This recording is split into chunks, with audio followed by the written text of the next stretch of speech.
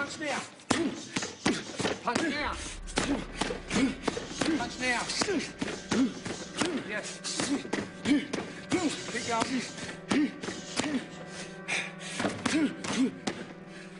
It's really good. Oh, we'll see you in the morning. I know. Hugh, of course, is phenomenal in this role. I don't think there is a movie without him. You know it's well cast when you really can't picture anybody else doing it. I think that's been true from the first film. There is something unpredictable inside of him. I believe stars are made out of that. You never know what they're going to do. You don't know if they're going to lash out or they're going to hug you.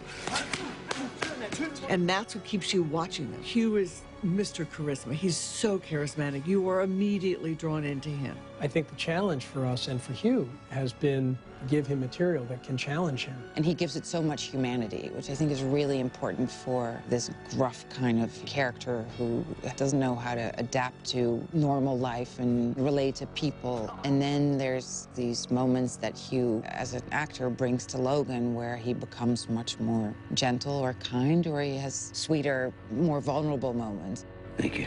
Someone mentioned to me the other day, it's actually the 6th time I've played Wolverine, the most that anyone has played a superhero character, which I hadn't quite thought of. But one thing for me is it's always felt fresh. I've always loved playing the character, and I've always had this thing of, I wish I'd gone a little bit further in every way.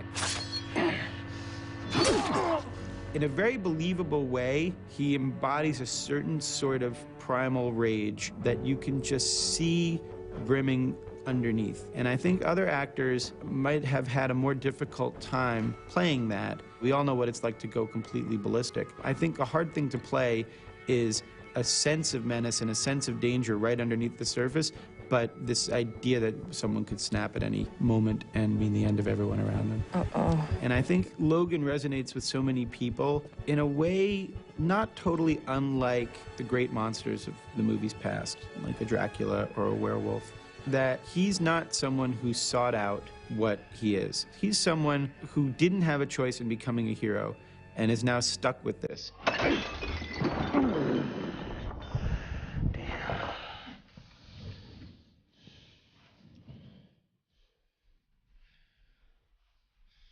That hurt.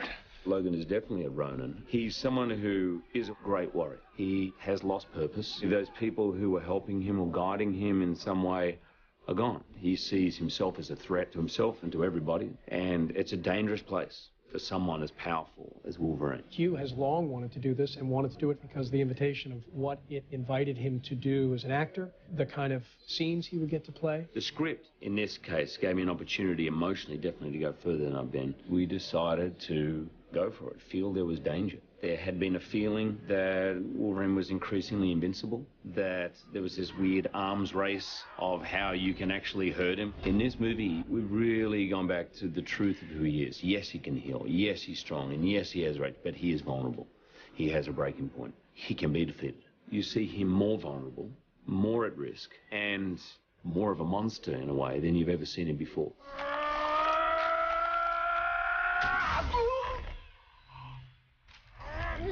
I always wanted people to look at the screen and go, whoa, that guy's going to rip my head off. Do not look at that guy the wrong way. So I doubled my training, went a lot stricter with my eating. And then there was the martial arts element, because Wolverine, the way I've always portrayed him, is a street fighter, pub brawler. It's not pretty. He doesn't want to hang around and jab at you while. He just wants to take your head off in 3 seconds and move on. It was all about trying to create a new movement for Wolverine with the claws and try to make a grounded sort of action film, take Wolverine and put him in the real world. I had to study martial arts training, and Dave said to me, I'm going to push you because, you know, I want you to look better than you've looked in the past. Pointed out a few things, and he was right. There are things I could do better. So we started training early, and we were all here, not only me, Reeler, Tao, Hero, all in there, training every day. And let me tell you, I thought training in the gym was hard. Training with those boys on the martial arts floor is 10 times harder.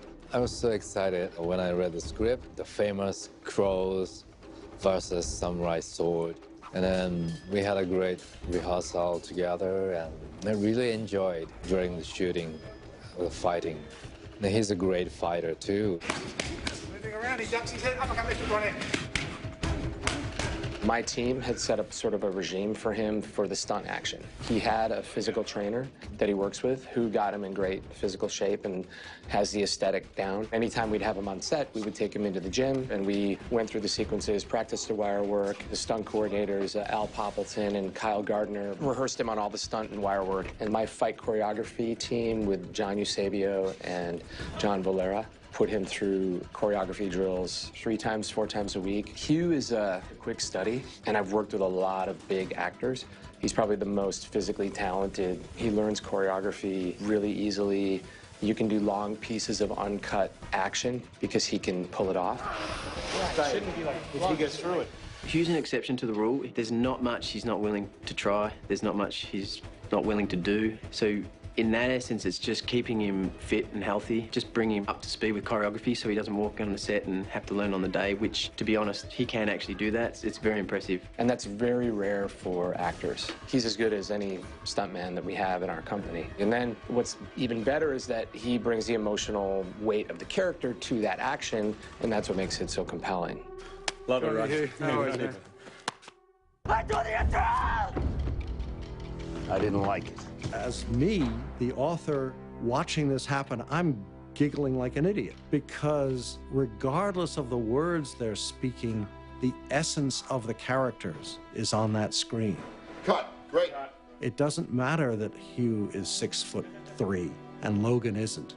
They bring the essence of those characters to the screen in a way that makes them right and real for the audience.